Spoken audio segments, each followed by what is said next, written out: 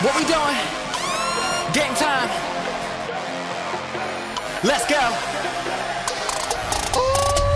You know I didn't come here to lose. I go hard, I go home. Go hard, go home. You know I didn't come here to lose. Tackle.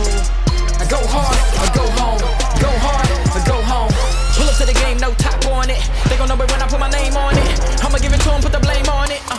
Let me put some sauce on it. Move with it, move with it, move with it. Go hard, move with it, move with it, move with it. Go hard. All we ever do is win. Change my name to the champ. Wanna come through again? Better get a new camp. We taking up for no answer, making them move like a dancer. Won't be too long, before I come taking it all. Tell me now, who you gon' call? You know I didn't come here to lose. I go hard, I go home. Go hard, go home. You know I didn't come here to lose. I go hard, I go home. Go hard, I go home. Hey folks, it's week 4 of the high school football season, midway as a matter of fact. Remember, we had week 0, so technically this is week 5. Yeah, we're almost to the end of September, and games now count. It's region time. Whoever wants to make the playoffs, well, they got to win now moving forward with hopes of even playing those games. We'll see. Still got some football left to go. Good evening and welcome, and thank you for staying up with us late here on the End Zone, as I'm your host, Brandon Dunn, here for the next hour to tell you what's going on in the world of high school football here on the PD and the Grand Strand. We start off in Class 5A with the Conway Tigers, who have yet to play a game this season. That's right. They haven't been on the field, and it's September 17th.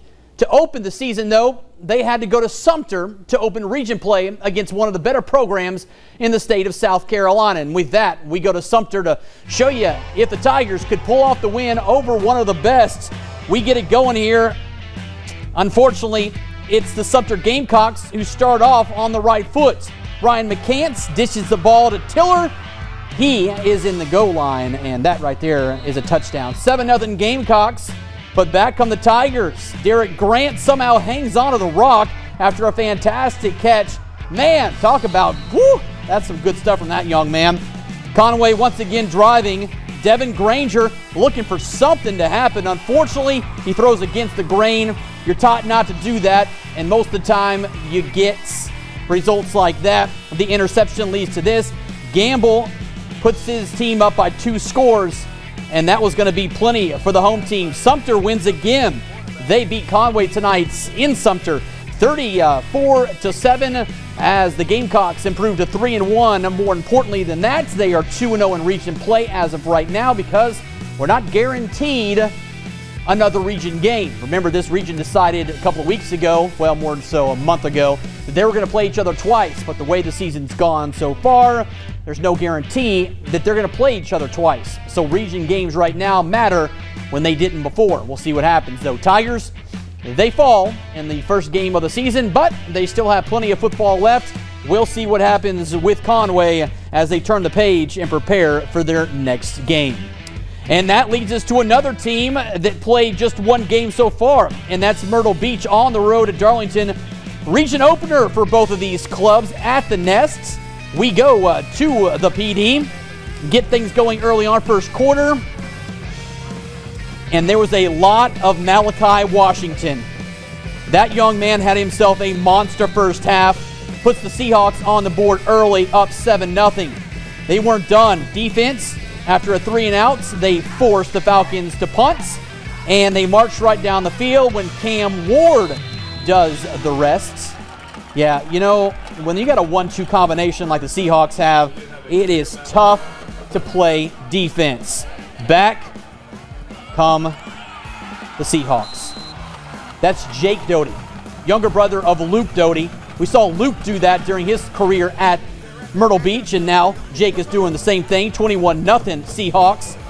And then it's time for the Clemson commit. Adam Randall showing up. Oh, man, that's just way too easy. You give him that kind of time, and he's going to kill you.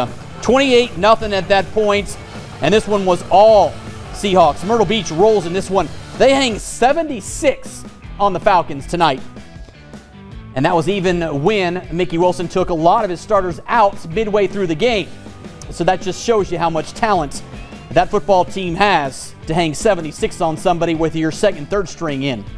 Seahawks go to 2-0. More importantly, they are 1-0 in region.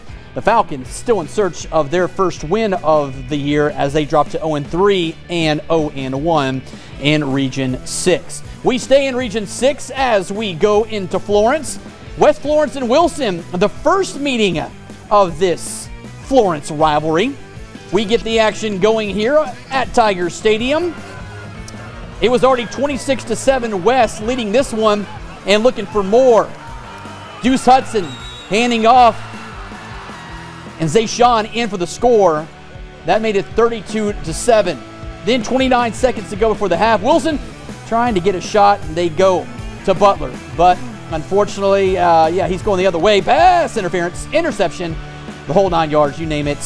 Wilson just trying their best to get something going on here. Midway through the third quarter, Darren Lloyd punches it in for another Knights touchdown. And the West Florence Knights and Jody Jenneret were having themselves a time. They were going to go ahead and put this one to bed as they would end up winning this one. Defense was big. Offense put up points. That's a recipe for success, and it was tonight. West Florence wins it 53-7 as they continue their perfect season in 2021. They are 4-0. More importantly, they are 1-0 in region. Tigers still searching for that first win of the year. West, well, they have a big one next week as they head to Kellytown Stadium to take on HARTSVILLE. As for Wilson, they will remain home at Tiger Stadium to take on Darlington. But we caught up with West Florence head coach Jody Jenneret to get his thoughts on this game and the season so far. And you're never going to beat anybody that you want to win a region title or a state championship. If you fumble, you're not going to win. So totally embarrassing. We got to fix it. But they will be, without a doubt, the best team we played yet. They're physical. They're well coached. They're going to hit us in the jaw, and we got to decide if we're going to respond or not. So I got some doubt. I don't know right now what we are, to be honest with you. I think we're a good football team. We got to take another step to be great, though. All right, we're going to find out next week when West heads to Kellytown Stadium to take on HARTSVILLE. Speaking of HARTSVILLE, we'll get to them in just a few minutes. DILLON finally on the field. They have yet to play this season. COVID issues been a real concern over there in Dillon County. But tonight, they were at Memorial taking on Loris. This one always an interesting matchup between these two old rivals. And here they come to get the party started. First quarter, it is the East Carolina Pirate future. That is Nemo Squire in for the score. 7-0 Dillon. And the fireworks, well, they had plenty of those going off tonight. Next possession, it's Squire who snakes his way through the defense again. I tell you, I talked to this young man last week when he was in Greenville at the ECU South Carolina game, and he is fired up about wearing that Pirate uniform, and he wants to finish off his high school career with a bang, and he did that tonight. Ty Martin doing it as well, helping out the cause for the third-ranked Wildcats. And Dillon, they pick up right where they left off last year, and that's just winning football games. They take care of business tonight as they roll over Loris 47-13. Dillon with that first win of the season, and it's a region win. See what happens next week because they go on the road to take on Aner. And man, the last time they went to Aner, it was an interesting situation to say the least. Matter of fact, right now, that is the Friday Night Rivals CW21 EndZone game of the week next week between Dillon and Aner. We'll see how that one plays out. Should be a good one. It always is when those two meet, and Aner's playing really well, and obviously what we saw from Dillon tonight, they are as well. Right out the gates, get that big win over Loris to start region play off on the right foot. And that takes us to the Friday Night Rivals CW EndZone game of the week, and it's a Region 6 Class 4A showdown. North Myrtle Beach, 6th in the state. HARTSVILLE, and I told Calabrese this earlier this week, the best 0-3 football team in the state of South Carolina. He said, you know what, I would rather be the best team in South Carolina that's 3-0. Oh well, it is what it is. So, but tonight, it's a region. This is when it counts. These games moving forward get you into the playoffs. Both these teams knew that. We head to Little River and show you the highlights of this one. We get things going with the Chiefs coming on the field to get the party started. Their first drive of the game, Cam Freeman, Chris Webb, third down. Webb picks up a big chunk of real estate to keep the drive alive. Then Elijah Vereen coming off a 6-touchdown performance last week in the Chiefs win. Yeah, he finds another one, 6-0 after the blocked PAT. Ensuing kickoff, it's Coe taking it and finding some running room. You let 14 do that. And the end result is 90 to pay dirt. Red Foxes take the lead up 7-6 on the number 1 team, or the number 6th ranked team in Class 4A. Hartsville's next possession, Ja'Shawn Anderson is an absolute monster for this Red Fox offense. This 14-yard scamper would end with another touchdown. Hartsville up 14-6. Could there be one of those games in Little River? Well, the Hartsville defense, yeah, they were coming up big. Freeman airs it out, picked off this time by the Red Foxes in that secondary. Calabrese said he has been pleased with the way his team has responded, and they did that tonight. Then it's the other half of that double duo. Carmelo McDaniel, he'll finish off the drive on this 5-yard touchdown scamper, and it's 21-6. Hartsville, man, yeah, they were pouring it on. Just before the half, though, Douglas airing it out to Jonathan Feaster, and Flowmeister is in for 53 yards for the score. Red Foxes go up 28-13. Hartsville's first possession of the second half, McDaniel again. This time 57 yards, and by watching the lack of tackling by the Chiefs on that play, Matt Reel is not going to be too excited to watch the film tomorrow. 35-13 Hartsville. North Myrtle, though, would not go away. Freeman connects with KJ Stanley. Nice grab, 32 yards, 2-possession ball game. Chiefs, though, down by 15. Just when you thought it was going to be a ball game, Douglas finds Flowmaster for a huge gain. It looked as though Vereen had the interception, but there's no replay. It stood, and the Red Foxes and Anderson finish off the drive with another touchdown. This one all Hartsville. They come to Little River, and they send a clear message that they are not going to be overlooked in their drive for this region championship. They knock off the Chiefs 45-20. First loss of the year for North Myrtle Beach as they fall to 2-1. First win of the season for the Red Foxes, but that win is big because it's a region win. We'll see what happens next week because they've got another tough test as they will welcome the undefeated Knights from West Florence. As for North Myrtle Beach, it doesn't get any easier for them either because they have South Florence coming to town, who is also ranked in the state of South Carolina. It's going to be another showdown between two ranked teams in Little River. That's why they call this region the SEC of South Carolina, because each week is a dogfight. We caught up with Calabrese after this one, got his thoughts on this game and what it meant for his football team to beat a solid football team, but also get that first region win. Wow, that's all I can say is, you know, our kids, we've given up 40 points a game in three weeks.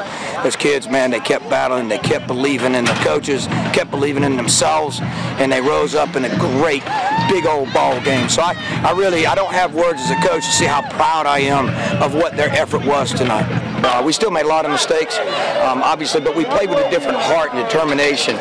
We just kept battling, and that's what I'm so proud of. Well, I feel really good. I mean, obviously, in this region, any win's a great win, and you can come down here on the road and get one. It's pretty special. Well, listen, anytime you play North Myrtle Beach and Coach Reel and his entire staff, it's a special deal. They do such a great job. It's just any time you can come up here, it's a special win, again, because we have so much respect for their program and the things that they do.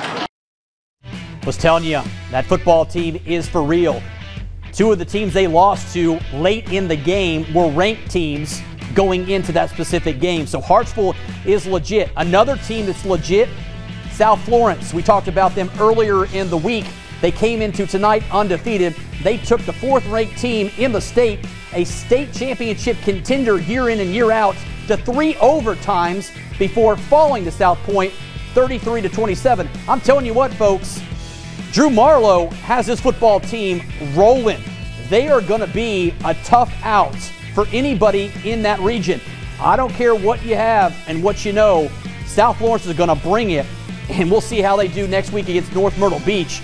But man, this region, as it always is, it may actually be tougher this year than it's been in previous years, and that's saying something. Whoever comes out of that region may end up playing for the state championship, which it has for the last couple of years, but man, they are just good from top to bottom. we'll see what the Bruins do next week when they come here to the Grand Strand. All right, my friends, we're going to take a first break, the first break of this show. When we come back, we talked about Aynor a little bit. HP, those two Mets tonight in Aynor. We got more scores and highlights because we're just getting warmed up here. It's week 4 of the high school football season. Don't go anywhere.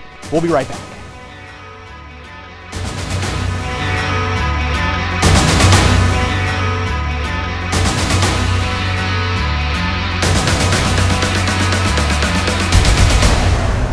Welcome back to the End Zone, brought to you by Conway Medical Center and Mr. Sparky. All right, my friends, we had ourselves a nice showdown in Aynor, South Carolina this evening. 2 ranked teams meeting in their respective classifications, that is. Aynor obviously ranked, and so was HP this week, coming in 10th. Well, they decided to hook up horns and play a little football because region for either one of these teams hasn't yet started. It will, though, here shortly. So, hey, you know what? Jamie Johnson, Jason Allen, let's play, see how it goes. And they did, and we'll take you out there and show you. There is Jason Allen and company. Both these teams perfect. Blue Jackets doing work to open things up. Ahmad Gerald, dude is a straight beast. Had a monster first half, 6-0. Aynor Jackets add the 2-point conversion, courtesy of this run by Adam Graham. And just like that, the Blue Jackets extend their lead up 8-0. Hey, but give HP credit, they answer the bell. Xander Poston, man, money ball to Ellis. Cyrus getting it done. Raiders on the board, down 8-6. Later in the first, Aynor adds to their lead. Daniel Stanley with a huge hole right into your living room. Give the big dogs up front all the credit. 14-6 Aynor. We move second quarter. Gerald adds his second score of the night. Hard to stop that monster at 240 pounds. Yeah, it takes about 10 guys to bring him down. When he does come down, he's in for 6. 20-6 Jackets. Right before the half, Jason Allen into the bag of tricks. Stanley, jump pass, Dawson Johnson, touchdown. And you can't tell me that young man ain't fired up. I saw him on the sideline after that one. Huge grin on his face. I said, young man, you're going to be in the end zone. So there he is. Aynor wins this one pretty handily. 43-6 the final as the Blue Jackets pick up their second win of the season. First loss of the year for the Raiders as they fall to 2-1. But as I alluded to earlier on, this was a non-region game, a good tune-up for both of these programs heading into region play. Region play for Aynor begins against the third-ranked team in the states in Dillon. So we'll have a matchup in the top 10 in Aynor next week for the CW21 Friday Night Rivals game of the week. Looking forward to that one. Should be a good one as it was a couple of years ago. And that takes us down to Polly's. Waccamaw entertaining Georgetown. These two clubs looking for their first win of 2021. And it's the visiting Dogs that get the things going. They march right down the field, and they're going to cap it off with this 3-yard scamper by Mitchell. Georgetown would miss the PAT, but they led 6-0 early on. Warriors answer with the big fella, Jay Simmons. We knew he was going to do some big things this season, and he did it tonight. Finds a huge hole, hits the corner, turns on the Jets. A senior with a nice run, gives Waccamaw a 7-6 lead. Simmons and the Warriors not quite done as the Warrior Rowdies get it fired up. He's going to find some more running room, hits the corner, down the sideline. His second touch of the first half. Yeah, that's some quality running and some good blocking up front. Waccamaw would go on to beat Georgetown for their first win of the season. They hang 28 on the Dogs to win it 28-12. They're 1-2. More importantly, they're 0-1 in region, and we've been saying all night long, that's all that matters. And for them, that's what matters tonight. Got that region done. We'll see what they do next week when they head to Loris, go back on the road. As for Georgetown, they too will be on the road as they head to Chesterfield, looking to bounce back and quite possibly win their first game of 2021. All right, speaking of a team that hadn't played at all this season, that would be Andrews. They finally were able to hit the field tonight. Big region opener for both these teams with Mullins in town. And it's the Jackets they get the offensive party started early on. Demetrius McCray with a little running room, battling and fighting for a couple of yards to keep the drive alive as they were up 7-0. Andrews, though, coming back. It's Smalls picking up some more running room to keep the drive going. Jackets looking to punch it in. Dante Fulmore avoids the dog pile and finds himself 6. That touchdown there was more than enough for the Jackets. Andrews would go on to pick up their first win in their first game of the season. As we head to the scoreboard, it was the Jackets winning this one 26-20 over Mullins. Auctioneers fall to 0-3, 0-2 in region. Jackets, yeah, they got a 1-0 record as of right now. They'll turn their attention to Kingstree, whom they will face next week on the road. Mullins is scheduled to take on Latta. The Vikings were scheduled to play this week, but COVID issues derailed that opportunity for Brandon Eisman and his Vikings. We'll see, though, if they can get back on the field next week to entertain the Auctioneers. And that takes us to one of the best in Class A, a staple, Lakeview, home again to take on Chesterfield, and the Wild Gators have been rolling as of late. Already up in this one, 28-6, looking for more. DJ Bethay, the all-zoner, deep pass to Dawkins, right into the breadbaskets. Lakeview, yeah, they're strong.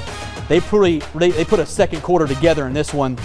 Right after that, Marvin Gordon doing what Marvin Gordon does, and that's converts on two-point conversions. Lakeview led 36-6. Rams ball. Kevin Diggs, the snap, muscles his way in for the Chesterfield touchdown. That cut the Lakeview lead to 36-12. Into the half, though.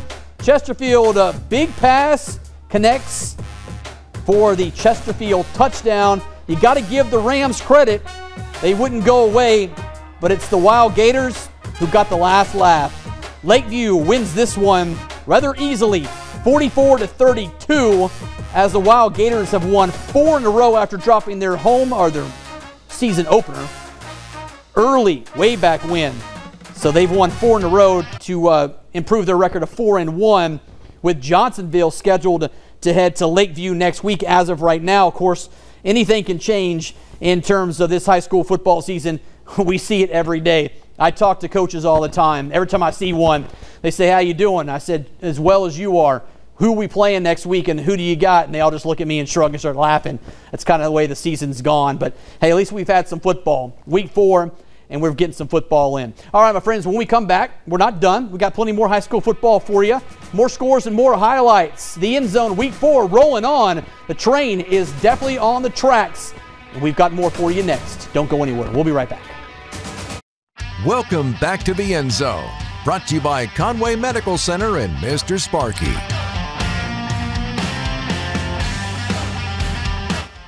All right, my friends, hope you're having a fantastic evening. We're almost to midnight, so it's still Friday nights, and we still have plenty more high school football for you, including Carvers Bay. Been a while since we've seen the Bears. They opened up the season several weeks ago, but then COVID issues hit this program like it has almost every program in our viewing area, so they had to take a couple of weeks off. Finally back on the field, taking on Scotts Branch tonight down at Big Bear Stadium. Let's see what happens between the Bears and Scotts Branch. Yeah, showing off the guns. Here's the kickoff. Tevin Young is going to sidestep a couple of Scots and then find himself plenty of running room with not an opportunity for the Scots to slow that young man down. Nice kickoff return for the Bears as they were on the scoreboard. Coach fired up. And then we go back to some more special teams. And Scotts Branch said, you know what? If Young can do it for the Bears, Tyler Kine can do the same thing in return. He houses that one. I punch, you counter punch. And back and forth we go. Then we got ourselves an all-zone performance on this play from Joshua Walker. rumbles in from 19 yards. He is something special. But unfortunately, outside of the win for Carvers Bay, as we go to the scoreboard, the other story out of this ball game was Josh Walker. Carvers Bay wins it 40-16, but Walker had a serious knee injury, was carted off the field, taken by ambulance to the hospital. I can only speculate from what I saw on video from our photographer who was out there. It was a rather nasty knee injury. Not quite sure if he's going to be able to return. Our photog talked to a couple of the coaches who were really disheartened by the injury, and they thought that his season would likely be over. That's disheartening news for that young man. He's put in so much work to get an opportunity to finish strong his senior season and quite possibly go play somewhere else next year at the collegiate level. He's got all talent to do that. We'll see how he bounces back from this knee. By looking at the video, he'll probably end up needing surgery. Again, that's just me speculating from what I saw. But we'll see how the Bears respond.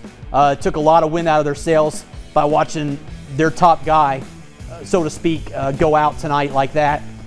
They'll be at home next week with EC coming to town. We'll see how they handle this moving forward. They're 1-1 on the season and 1-0 in region, and that's where you want to be. But we'll see how they do with Walker likely out for the remainder of the season. All right, folks, let's go to Green Sea Floyd's. The Trojans, they're one of those programs, too, that have been on the shelf for a couple of weeks due to COVID issues. They were finally able to get back on the field. They went ahead and hosted South Columbus out of Tabor City, so a little North Carolina, South Carolina. I'm not sure why these two don't play every season, but hey, they play tonight, and let's take you out to the action. And we get the things going here with the Trojans fired up, but it was the Stallions who would get things rolling early on. This number 14 is quite a player for South Columbus, gets them inside the 20. He got them down there, and he'll go ahead and finish it off. And he finds pay dirt, and South Columbus would take an early 7-0 lead. But the Trojans, not done. Into the second quarter, Duncan Lay in for the touch. Green Sea getting it done. Lay helping out the cause. Trojans, they win this one 14-13. Nice way to bounce back in their first game in quite a while, as they would go on to win this one by 1 to improve to 1-1 on the season, with region for them scheduled to begin next week. So, you know, it's always hard to go into a game prepare when A, you don't know who you're going to play, and B, you don't know when you're going to play. So hats off to the Trojans coaching staff for getting this football team ready for tonight to take on a quality opponent from North Carolina, and then to win it is just icing on the cake. Other scores to get to tonight as we roll through these. Marion, they've been on the shelf for a couple of weeks, finally on the field tonight, and man, did they take their frustrations out on Kingstree as they shut out the Jaguars 40-0. Swamp Foxes remain perfect on the season as they will welcome Lee Central to town. As of right now, we'll see what happens. I believe Lee Central had some issues with COVID as well this week. We'll see if they play next week. Other scores to get to. It was Lake City in their first game of the season. Yeah, it's September 17th, and this club hadn't played a game until tonight. It was a hard-fought one, but they were on the wrong end of a 14-13 setback to Lakewood as they lose their first region game in their first game of the season. Doesn't get much easier because Camden comes to Lake City next week to take on the Panthers. It was Sherrall falling tonight at home to 8th-ranked Gilbert 52-21. Braves fall to 2-2, so they're back at 500. We'll see who they have next week. I'm sure they're trying to pick up a game, but as of right now, from what I see, doesn't mean that they don't have a game, but it's been so frustrating to try to figure out who's playing who, because each week has been different from what the schedule says. It's just been that kind of year. Other scores from tonight's: Johnsonville falls on the road at Andrew Jackson. This was a late game that the Flashes were able to pick up here a couple of days ago. Had to go on the road to play this game. They fall by 10 to drop to 1-1 on the season, but for them, it's about region play, which for them begins next week. Lamar bounces back nicely at home to pick up a nice region win as the 4th-ranked Silver Foxes defeated Great Falls 56-16. Silver Foxes lost last week, but they got back in the win column as they will turn their attention to McBee, whom they will face next week. Timmonsville had Columbia on the ropes, but couldn't seal the deal as the Whirlwinds dropped to 0-2 after falling tonight 42-34. And finally this evening, Marlboro County on the road at Crestwood didn't go the Bulldogs' way as they fall for the 2nd consecutive week after losing to Scotland County last week. Crestwood, the Knights, winners over the Bulldogs 44-20. And we're going to talk about Skeeza when we return. PD Academy playing, but it was Trinity Collegiate on the road at First Baptist. A lot of folks in Darlington who follow the Titans had this one circled on their calendar for a long time. We'll show you the highlights of that one. And I'll tell you what, the Titans didn't disappoint. We'll be right back.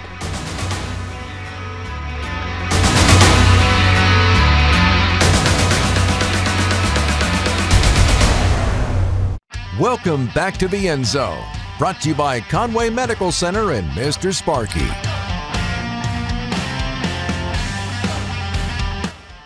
Well, Trinity Collegiate and First Baptist have become somewhat of a rival over the last couple of years. These two have made their way to the top of the mountain in terms of Skeeza football. Each has become a powerhouse and each has a quality team. Well, tonight, those two met in the regular season down in Charleston. And the Titans had this one circled on their calendar for a long time, looking for a little revenge against the Hurricanes. Opening drive for First Baptist ends with a pick. Trey McLeod, the Furman commit, coming away with the INT off that Brown miscue, and that leads to this ensuing possession. Shannon Jackson pulls in. That's not him. No. Not sure these people know who they're talking about on the old shot sheet here from Charleston. Yeah, well, First Baptist, they finally get into the end zone. It's Brown on the keeper, cuts that Titans lead to 16-7, but the Titans just too much in the tank. Yeah, it would go up 24-7 after that touch. Well on their way to winning this one, 51-15. Titans. Yeah, they were Titans tonight. Rolling over First Baptist to pick up their 4th win of the season. Man, they're playing really good football, and that's a very big win on the road against a quality team. The Titans finally back home next week. Ben Lippen coming to town, and we'll see how that one pans out as the team from Darlington looks to remain perfect on the season. And that takes us to Mullins, home of the PD Academy Eagles. Taking on Thomas Sumter. Jonathan King, where can I get one of those things, my friend? I'll give you my mailing address. Yeah, I like that thing. Well, the Eagles, yeah, they like to run the football. Sinclair likes to help out the cause. Young man is special. Does a lot of really good things for this offense, and so does Hudson. He does as well. And that 1-2 connection, we've seen it all season long, and it was big again tonight. This time in a touchdown as the Eagles would build themselves a 34-6 lead. Ensuing kickoff. Thomas Sumter looking for the rock, but they didn't get it. The team in blue shows out, gets the ball back, and then a rare mistake by Spivey, and Jonathan's trying to figure out, what were you looking at there? They'll be looking at on film, figure out exactly what happened there. But hey, you know what? They got a little extra oomph from the field goal, and they would go on to pick up the win. A big win for PD Academy as they take care of business to win this one 44-6 to remain perfect on the season. Coach King and his football team, they have one goal, and that is to reach Columbia and win a state championship. They've come up so close so many times over the last couple of years, but haven't quite got over the hump. But the way this team is built and the way they play, they will be standing there with an opportunity to do that when it's all said and done. They'll remain in Mullins next week as the Academy comes to town, and we'll see what the Eagles can do in that one. hopefully we'll see the inflatable eagle once again. Other scores from Skeeza. Florence Christian, they bounced back as they beat Lee Academy in Florence 49-36. Eagles 3-2. However, they're still looking for that first region win of the season. They'll get an opportunity to do that in the next couple of weeks as region for them will resume, and they'll look to get back into the swing of things to try to punch their tickets for the postseason, which, as a matter of fact, the way this season's going, it's just right around the corner before you can know it. Other scores before we get out of here for one more break. Dillon Christian falls to 0-3. Calhoun Academy, big winners tonight over the Warriors, 41-15. Dillon Christian back on the road next week as they head to Lake City to take on those Bobcats from Carolina Academy. All right, North Carolina, big game for the Scots coming off that big win last week at Marlboro County. They traveled up the road to take on Hoke County tonight. Could the Scots continue their winning ways? We'll let you know. How about the Tornadoes? Fairmont at home again tonight as well. We'll let you know what happened in North Carolina next.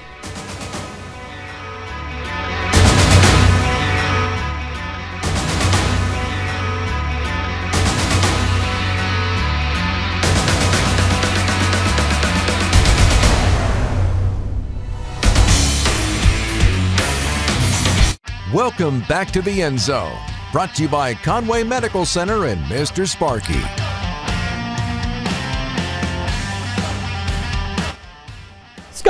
Scotland County, I should say, has been playing phenomenal football since losing at home to Hoggard a couple of weeks ago. Since then, they haven't lost a football game. But tonight is when conference begins as they went up the road just about 25 miles or so to Hoke County to take on that football team, looking to continue their winning ways. And the Scots looking good early on as we head to North Carolina.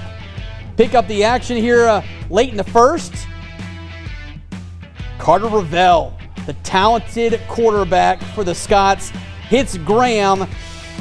Scots on the board, up 7-0. Cheerleaders fired up. They're going to like this even more. R.J. Nicholson, he's going to break off a little something. How about 28 yards? Yeah, the Scots were putting them on. They led this one 14-0. Not done in the scoring department is the team from Laurinburg. Patrick Primus hits pay dirt. 12-yard touchdown, 21-0 Scots. But Hoke County not going away. Their offense finally came to life a little bit. Warren Avery connects with Camonte Williams on the 42-yard strike. Coach Bailey's not going to like that. Never let a guy get behind your secondary. Nevertheless, it was 21-6. 2 plays later, the Scots respond as they led this one 28-7 at the break, en route to another win. Scots poured on, beating Hoke County 52-6 as Scotland County improves to 4-1, 1-0 in conference play. Back on the road, this football team will go next week as they head to Southern Lee, looking for their 5th win of the season. Playing extremely well, but they always do in Scotland County. Laurinburg has tons of talent, and Scotland County will be doing it and right in the mix when it's all said and done. As for Fairmont, they fell again tonight. Clinton beat them by 50, 56-6, as the Golden Tornadoes took a step back, and they are still looking for their first win of the season as they drop to 0-4. We got one Saturday game on tap up in North Carolina. Lumberton looking for their first win of the season after falling in their first 2 games of the season. They're 0-2. They're hoping tomorrow, though, changes their fortune as they head to Cape Fear to take on that football team. After that, they go back home to entertain Jack Britt. We're going to talk a little college football before we head out on this now Saturday morning. We'll do that when we return. Talk a little coastal football as they prepare for Buffalo. That's coming up next.